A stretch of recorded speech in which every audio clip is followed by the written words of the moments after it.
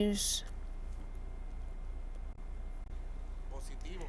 positive values, so we can call them, in a way, in the middle of a world that wants to lose itself among the anti-values of violence, of pornography, of drug addiction, of individualism, of being mean, in the middle of anti-values, of war, of threats, of the use of force against all of the peoples of the world, in the middle of the anti-values of supremacism that wants to impose itself in the northern countries, the supremacism and ideology that even the US people and the European people reject on the streets. The supremacism that is an ideology that denies the human essence, that it is dialogue, harmony, society, community, respect, diversity. It is the human essence. I believe it was Professor Ramirez who said at the beginning of his words, how wonderful of Homo sapiens history is. It has been studied. I don't know if you saw the program of Monday. Venezuelan paleontology has discovered dinosaur examples that take over millions of years in Táchira and Falcón, and I believe that Ñañez calls it the Tachysaurus or Tachyraptors of Santa. The Tachysaurus, as they're called, and also it is very passionate how they're studying the antiquity of the presence of Homo sapiens in the lands that are today called Americas, which the Incas called Al-Yayala, the biggest state that ever existed in all of our Americas was this Incas state. I don't believe it was an empire as it is called. I believe it is a state that had half Colombia, the south part, all of Ecuador, all of Peru, all of Bolivia, and part of the north of Chile and Argentina. A state as big as the Brazilian one is, but in the Occident part, it is said that Homo sapiens has an antiquity of 16,000 to 18,000 years in which they occupied this territory. They went through the Strait of Bering, and thousands of them, migrants, they crossed that strait, and if they had reached here and the supremacists from the north were ruling, they would be jailed by ICE and they would be sent in planes to our countries. The essence of Homo sapiens is to move, is to migrate, and to build a society. That is why supremacism as an ideology and Nazism is the negation of the human essence, that is, living together, harmony, peace, diversity, and sharing the different ways of culture and the different identities that are built in humanity. If you ask an anthropologist how many languages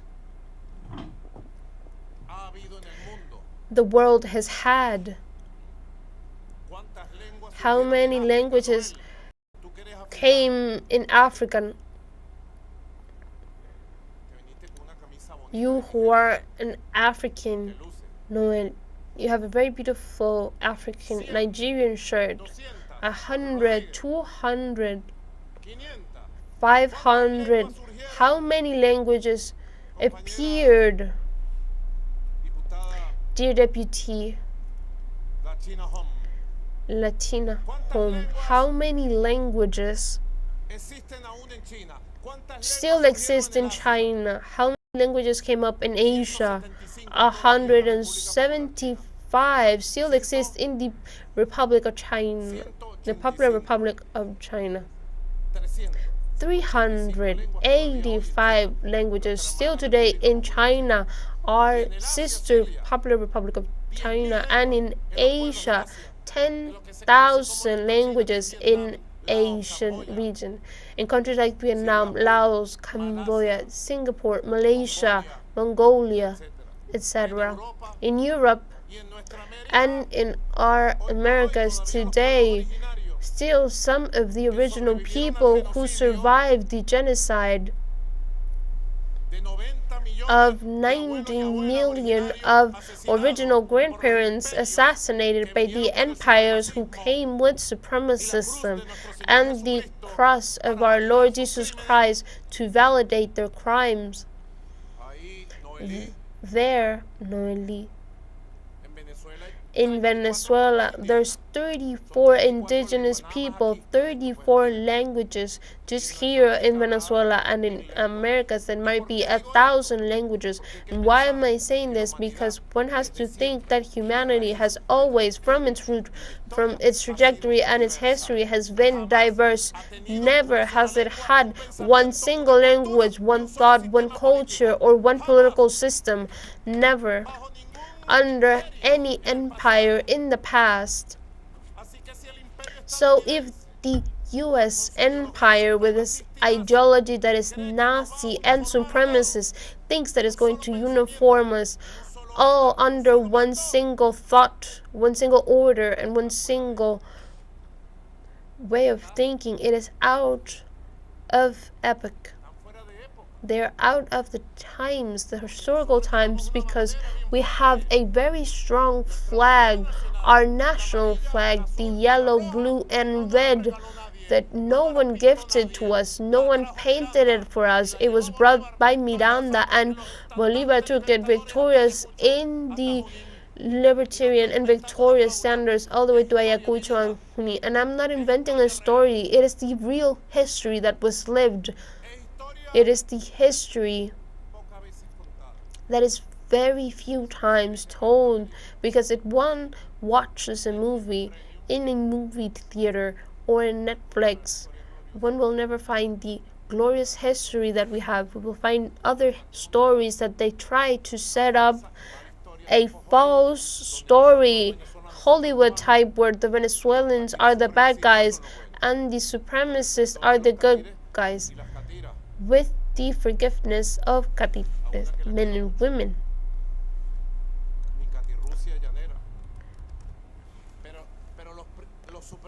The supremacists think that they ordain and we obey, that they tell us what to do and the world changes. The first one who knows that that is not truth is the people of the United States, and we, this National Council of Sovereignty and Peace, Dr. Jorge Rodriguez, deputies, leaders of the culture, of the business, of the working class, leaders of the parties. Here we have our brothers who work in the subway system, public employees of the electric of PDVSA. My greetings here to the youth, some of the youth who already have white hairs, who I've met from the 80s and the 90s. Looking at the document that was given to me by Dr. Jorge Rodriguez, I believe that one of the tasks that is being fulfilled today and should be deepened with creativity, and you have creativity, is to take the truth and the force and will for peace to Venezuela, to the public opinion of the U.S. people, to earn the peace of Venezuela in the public opinion of the U.S. people, with reasons, testimonies, and with the truth and the straightness of our conduct. To tell the people of the U.S. no to war. We do not want a war in the Caribbean or South America. No, not war.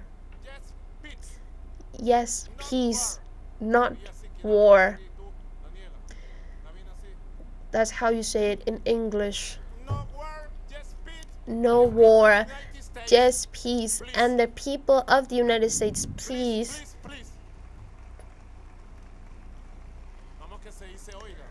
How do you say listen?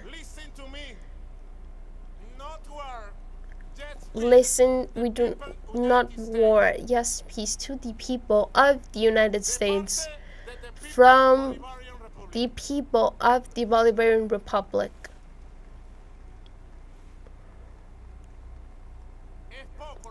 It is very little what we can do, or it's very a lot what we can do. It depends on each one of us. Venezuela has found its path in the economy of its own. All of you are prosperous and working. And all of the businessmen, the small businessmen, the big businessmen, the commerce people are hopeful with the good end of the year that Venezuela will have in these last 4 months of the years. We have perturbations or problems. We will overcome them as well. It is a matter of time, of equilibrium. There's a PIB that has grown too much, and it demands this year we have to close with a PIB of 150,000 million of dollars, superior to when we have the income 2010 of 57,000 million of dollars. And that economy, we are moving it with 20% of what was the income of before, looking for the equilibrium.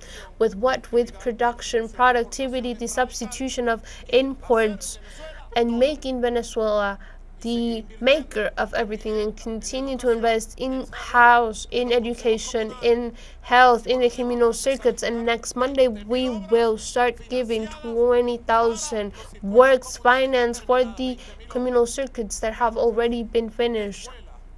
Sports stadiums, schools, health facilities, peace houses, infrastructure, roads, 20,000 works that wouldn't be done by any ministry or governor. So money is enough for a little bit for everything if it is well administered. How much can be done by the syndical movement? How much can be done by fishermen?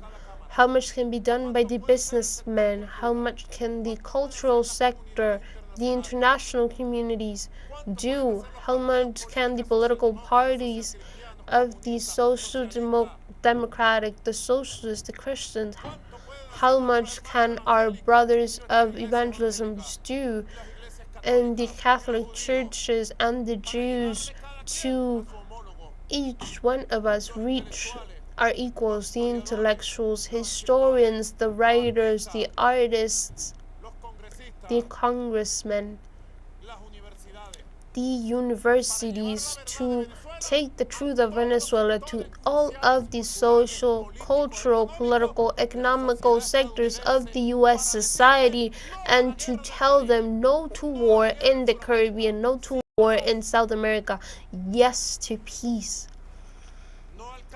no to a change in regime that reminds us so much to the failed eternal wars of Afghanistan, Iraq, Libya, and not to coups thrown by the CIA that reminds us of the 30,000 people disappeared by the CIA in the coups against Argentina, and the coup on Allende by Pinochet and the assassinated during that time. Latin America doesn't want you. It doesn't need you, and it is against you. So the peace is earned. I have no doubt. Peace is preserved. And if we could say, Dr. Jorge Rodriguez, the news is very good. What has happened? More of the same. Give me my phone. I want to see what's happening.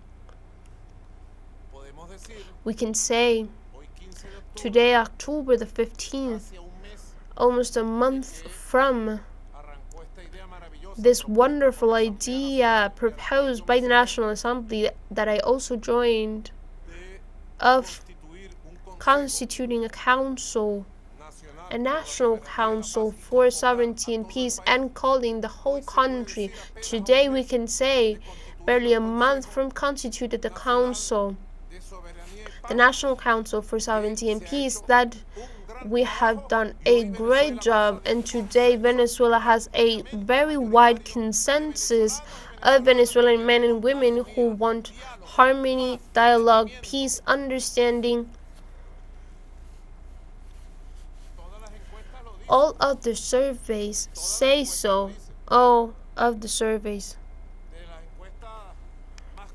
From the most conservative surveys, they say that 75% of Venezuelans are against the military threats of the United States against the peaceful Venezuela and the Caribbean. There's other surveys that mark 80, 88, 90, 93.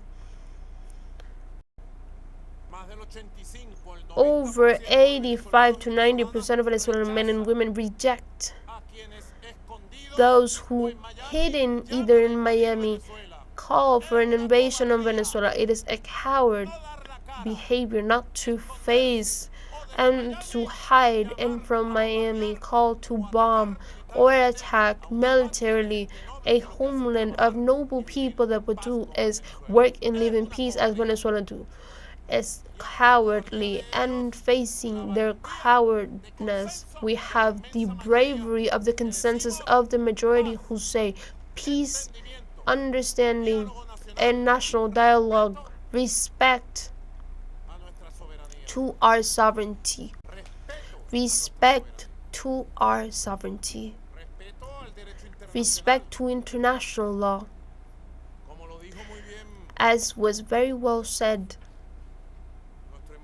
by our ambassador last Friday in the Security Council of the UN,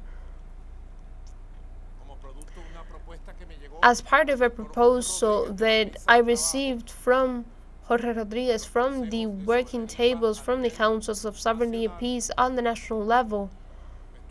He was commenting by the Deputy Timoteo Zambrano, Chancellor of the National Assembly and the current National Assembly. We received the proposal for our ambassador to call the UN Security Council, and immediately we did so. The UN Security Council reunited with the presence of its 15 members, 5 members, permanent ones, as you know, the United States, Great Britain, France, Russia, and China, the 5 permanent members, and 10 members that are not permanent, that are elected for 2 years. I can say, out of the 15 members, Venezuela received the back of the international law, its right to peace, and with a tone that was very strong from some of them to repudiate the military presence in the Caribbean. From 14 of the 15 members, only the United States had a speech. The United States that had a speech, as you know, aggressive, violent, the ambassador, fake one, with a threatening speech. The rest of them had one single word: peace for Venezuela, respect for international law, rejection to the military threats, rejection to the threat of the use of force, respect for the United Nations Charter, and support for the people of Venezuela.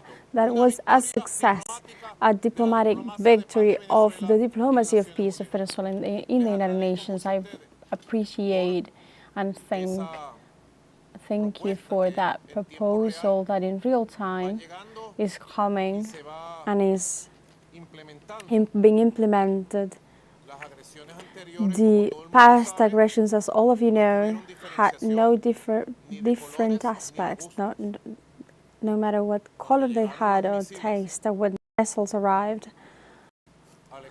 to the economy in a silent way, they affected all of us. They affected the most humble, the lines, the scarcity of food, of the lack of food, of medicines. Or did we forget about this? And how did we rise of this? How we overcame that circumstances when the National Council for Economy was founded, and we decided to put the economy at the priority of the nation and to defend ourselves from the polarization of that measures. And we build up concrete responses that allowed us to reanimate our economy and the launching of 13 motors and a new economy that was having its sight on the future. Look into the future. Today, as well, in the face of the psychological war on a daily basis of harassment, of threats, of news, of declarations, of videos, of events, we have a great vaccine. The great vaccine is the union, the national union of all Venezuelans, women and men, and the strengthening of this council of sovereignty and peace in the plain exercise of our rights, of the rights of our country. We are here because Venezuelans, women and men, have values, transcendental values that are there in the atmosphere among us. There are people who found out values of Venezuelans when they left and went abroad, and they found out how cool people Venezuelans are. In extreme situations, in some sort of necessity, almost in a slavery work in Colombia, Ecuador, Peru, Chile, under attack, xenophobic attacks of campaigns that partialize sectors of the right of those countries, and our countries perform against them. They call them the worst names. And then in the United States, many of them that believed in the American dream, they found out that it was no dream. It was more like a nightmare. Many of them rented small buildings, and they left 8, 10 families in there, in Houston, in New York, New Jersey, in Miami. Now they are after them, and they take them handcuffed and beat them. They had to suffer, many of them, Luis Eduardo, Jorge America, Pedro Timoteo, Celia. Many of them had to go through the extreme suffering to find themselves inside of them what it means to be a Venezuelan, because they wanted to humiliate them, for them to feel like nothing. And they couldn't achieve that. Those 14,900 Venezuelans we have returned to our country, rescued from the illegal jails, they are returning to the country dignified, and that is why they are welcome here, all Venezuelans. We are heirs of warriors that fulfilled a task, a huge task, never seen before in the history of humanity. To build up armies, popular armies, to refound nations, republics, and to free a whole South American continent. And with the liberation of South America, to put the side towards the freedom of the rest of the continent. We are heirs of liberators, women and men, of wise men and women, wise like Humberto Fernández Morán, Jacinto Cospit, and many other wise like Rafael Rangel, and very wise women as well, and we are heirs as well. And I think a little bit more, many of us, of saints. I think all of us have a little bit of saint, women and men. For Venezuelans, it is very dear to ask for the blessing. If you go to other countries, they don't have this custom. And when you ask for the blessing for your aunt and your mother and someone older, or give the blessing as well. Even Jorge Rodriguez, who was a little bit skeptical on this, today he is a man, devotee and believer of Jesus Christ. He has given huge steps. We have all of us a little bit of saints, some more than others, and we believe in Jesus Christ, powerful Jesus Christ, and we believe in the Jesus Christ, the martyr from Palestine, Jesus that was tortured and murdered in the cross in a mountain in Jerusalem.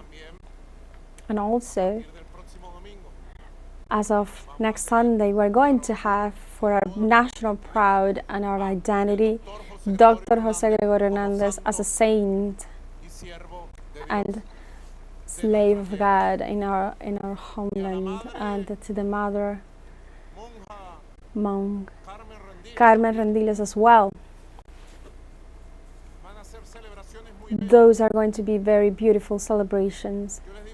And I said to all of the sectors of the country, let's celebrate with a very beautiful way, at peace, with emotions here in the rest of the world. Let's celebrate with union that we are going to have a great saint, Jose Gregorio, and a great saint, Carmen Rendiles, and let's take from them the best of them to turn it into national value. The great Jose Gregorio Hernandez, that we know him a little bit more. I had to speak with Pope Francis on June 17th, 2013, when I met her personally,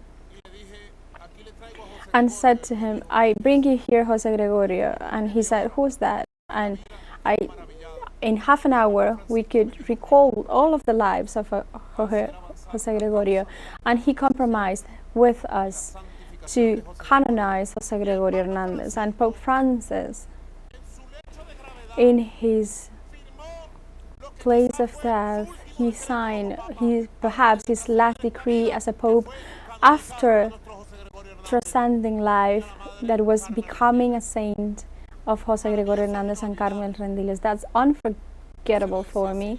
And I said to Celia that I feel a huge emotion. Yesterday, Boris Castellanos was broadcasting from Rome, because he's there covering all of the events to mark the canonization, and he showed a very emotional images when the huge picture inside the Basilica, San Pedro Basilica, St. Peter's Basilica, and I felt so emotional. I almost cried remembering Pope Francis and his commitment, and he made justice. After 77 years of being proposed for this, Jose Gregorio is going to receive his title, which are peace blessings for the people of Venezuela, peace blessings. So, you may be sure, absolutely sure, that all of those who are going to be taking part in all of the meetings of the council, how many councils were installed? 25 regional and 22 from sectorial. In just 2 months, it is a huge work, and I congratulate Jorge Rodriguez and his team of deputies, women and men. You are the armored of Venezuela. Venezuela is not to be humiliated, and Venezuela is to be respected and is going to keep on its path of peace, stability. And I take with me these documents and each and every one of the ideas that are here present. You be sure that I commit myself to activate them in a timely manner as part of the permanent offensive of the nation of Venezuela to defend and preserve its right to peace, to life, to the maximum happiness, social happiness. Bolivar left us many things, and one of the first concepts was the maximum social happiness, that you can achieve it in every period of your life, under all of the circumstances you have to face. And that's like we have it on our blood, the maximum social happiness. We are rebellious people. We don't let ourselves to be ripped apart from our right to laugh, to dance, to celebrate. No one never has taken that right from us. Hours before the Battle of Carabobo, soldiers say, and the big filmmaker Luis Alberto Lamata, a glory of Venezuelan cinema, registered in one of his last movies, Carabobo. It is told that the soldiers with Elena Primero in the lead, they were all reunited in a small valley, kilometers from the path to what was going to be Carabobo, and nobody knows from where was musical instruments that included a harp in which they sung and singing and dancing almost till sun up, when they were surprised by the order of "to your horses, we are marching to Carabobo." So they left the valley to combat. Those are us. And after completing the task of Carabobo, the first thing that the libertarian did was to come to Caracas. And in Caracas, the first thing he did was call for a great dance in the Plaza Mayor to celebrate, dancing until sunup with the people, with the warriors of life and of joy, to accomplish the highest social happiness always. And another great maximum for which Bolivar fought almost until his last breath there in Santa Marta on December 17th of 1830. The supreme value for which we fight and we are willing to give everything for our Venezuela is peace.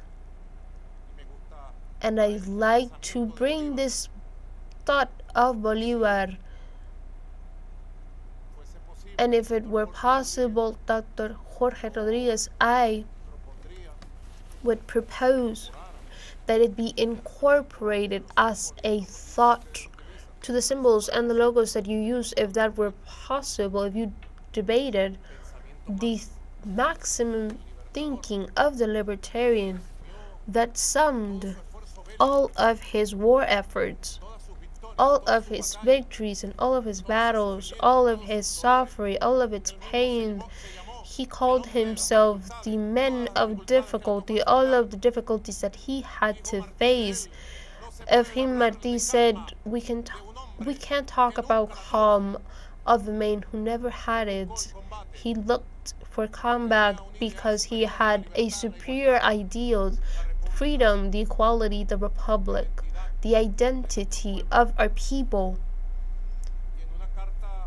And in a letter to Santander on June 23rd, a year and a day before the great battle He told him, peace will be my port, my glory, my reward, my hope, and my joy, and all that is precious in this world. Let's defend peace, let's earn peace, and let's preserve peace. Thank you very much to all of you for this wonderful effort that you're doing from the Council of Sovereignty and Peace. Thank you very much. Let's defend peace. Those were the statements at this hour of President Nicolas Maduro as we are at this moment live to Venezuela during the Council for Sovereignty and Peace, a space in which the conclusions of 2 months of work at a national level were released at this moment. Venezuela, as the Council determined, is united for the common purpose of defending peace, for the common purpose as well of defending sovereignty, of defending the economy that is under growth and is moving forward as well, of defending, as the President just mentioned, defending the identity of Venezuelans, the unity in the diversity, defending as well this unity above all political thinkings and beliefs, defending this nation that has welcomed hundreds of thousands of migrants with their hands wide open without asking from where they come from. Many people as well that are very thankful for Venezuela for offering a space, a safe space to grow up and also to have families, to have businesses as well. And today it is also the completion of months of work in these councils for sovereignty and peace that has been a space for dialogue, a space as well for consensus and determination in defending the homeland of all Venezuelans and also of those migrants who have been living in the country for decades. This is all for the moment, but stay tuned with teleSUR English for more information on this event.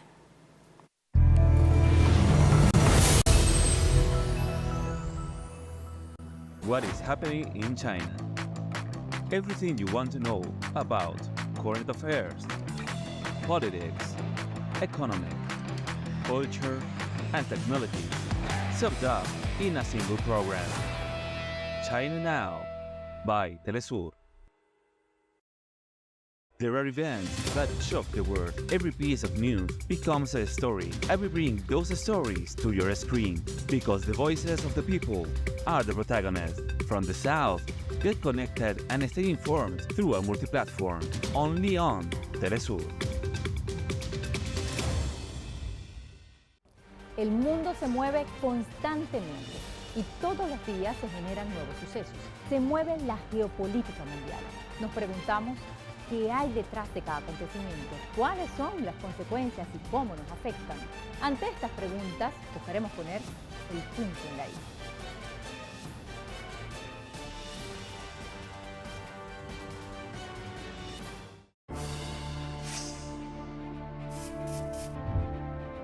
Millones se forjan nuevos caminos con la esperanza de un futuro mejor. Cruzan líneas imaginarias hacia lo desconocido.